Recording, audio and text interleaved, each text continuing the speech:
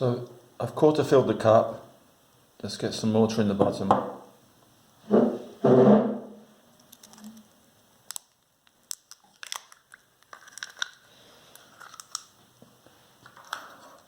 I've cracked the egg in, and now I want to top that with water so the egg's well covered.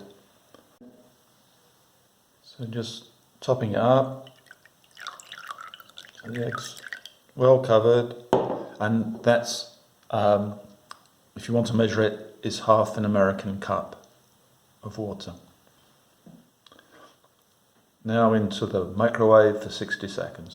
So that's been in the microwave for 60 seconds, and visually that looks to me just spot on. So I've got exactly the right amount of water for the right size egg and the same size cup. Always use the same size cup so you can get your water levels just fine.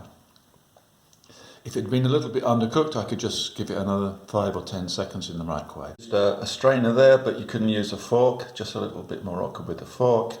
And you can see that poached egg is absolutely spot on. Still just moist in the middle, just how I like it. A little bit of salt, a little bit of pepper, and I got a bit of mustard, but that's just me.